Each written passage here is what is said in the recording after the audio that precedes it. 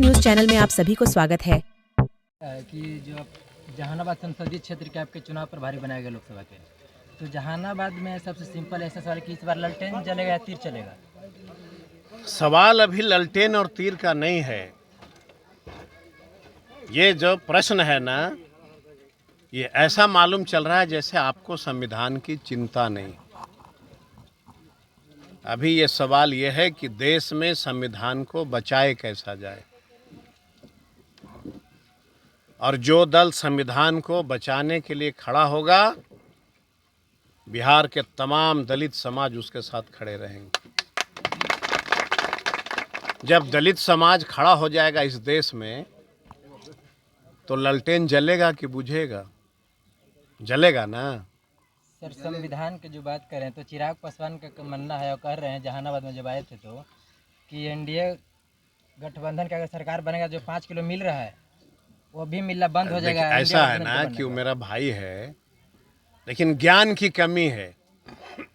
कांग्रेस की जब सरकार थी तो 35 किलो अनाज मिलता था, और चीनी भी मिलता था, और किरासन तेल भी मिलता था कि नहीं?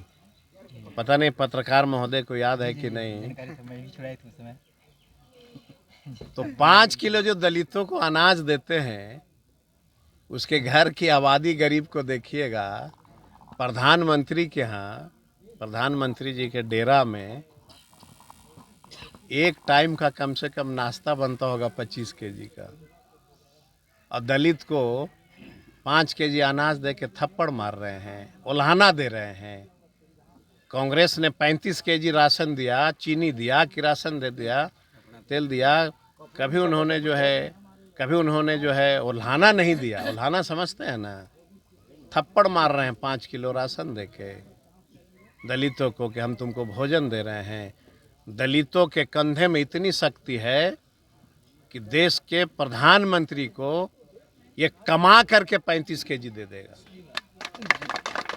लगातार सर नरेंद्र मोदी अमित शाह बिहार में दौरा कर रहे हैं, उनको क्या ऐसा लग रहा है यहाँ की कुछ चिंता सर क्या लग रहा है? हाँ, बड़ा ये अच्छा सवाल था। 32 साल का लड़का है ना तेजस्वी यादव जी, उम्र 32 साल होगा। जी। और 32 साल के एक नौजवान लड़के को कुचलने के लिए न जाने कितनी सारी शक्तियां लगा रखा है। एक हेलीकॉप्टर बनाम 50 हेलीकॉप्टर। लेकिन ये 32 साल का जो लड़का है ना, उसके अंदर शक्ति किसकी है? गरीबों की शक्ति है ना।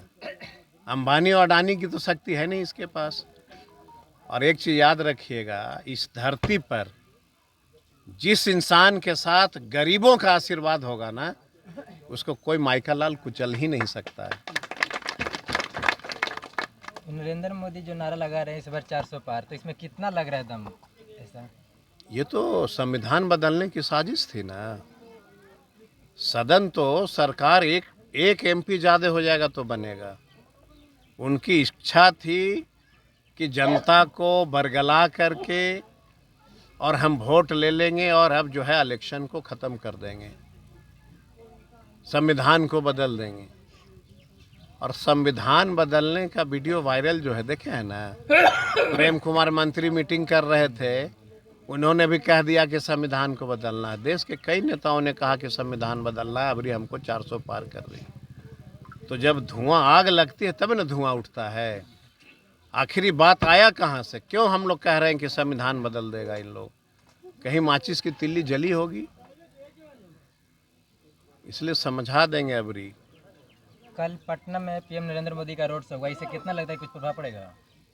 अच्छा, रोड शो आपको पसंद है कि जॉब शो पसंद है?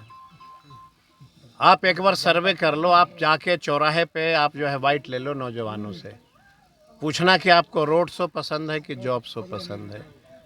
तो हम नौजवानों को जॉब शो करते हैं। देखिए राहुल गांधी ने क्या कहा नौजवानों को, महिलाओं को, दीदियों को, कि जब तक तुम्हारी नौकरी नहीं लगती तब तक हम हर साल 1 लाख रुपया देंगे और तुमको ट्रेंड करेंगे और प्राइवेट से ले करके सरकारी सेक्टर में नौकरी दे देंगे। कहा कि नहीं कहा? गरीब का बेटा पढ़ेगा तो नौकरी नहीं करेगा, नौकरी की जो बात करेगा उसी की न चलेगी। सर चिराग पासवान बोले एससी एसटी को अपना सुरक्षित सीट छोड़ देना चाहिए, इस पर सर क्या कहेंगे आप? इसके लिए हम क्या कह सकते हैं? अब उनके पिताजी हैं नहीं, हम लोग के अभिभावक थे, उनके पिताजी का वाइट निकालिए, या तो आपके माध्यम से मैं उनके पास संदेश दे रहा हूँ कि आप ऐसे महान पुरुष के वो बेटा हैं जो अपने पिता के जीवन काल का संसद के अंदर बोले गए वाक्यों की समीक्षा कर लीजिए। वो बेचारे लड़ते रहे आरएसएस से आजीवन कि आतंकवादी है। उन्होंने कहा कि आतंकवादी है आरएसएस, को बैन लगाओ। आज उनका बेटा आरएसएस की पूजा करता है तो देश का और बिहार का दलित देख रहा है। और मुझे पूरा भरोसा है कि जब लोकसभा खत्म हो जाएगा तो फिर वो हम लोग के साथ आ जाएंगे, क्योंकि उनकी थोड़ी आदत रही है कि जब लोकसभा जाना रहता है तो मिल जाते हैं मुख्यमंत्री से। और देखिए 4 को रिजल्ट आएगा और 5 तारीख से अगर मुख्यमंत्री को नहीं गाली देना शुरू किए तो आप जो कहिए सो। तो जहानाबाद में सर कितना मतों से आपके जो प्रत्याशी सुरेंद्र यादव निकलने क्या बोलोगे? लड़ाई कोई रहेगा तभी ना मत की बात होगी। जब तमाम पासवान समाज, रविदास, चौधरी, धोबी, बढ़ी, नवा, लोहार सब एक साथ हो गए, हम लोग एक तरफा लग रहा है। एक तरफा लड़ाई रहे।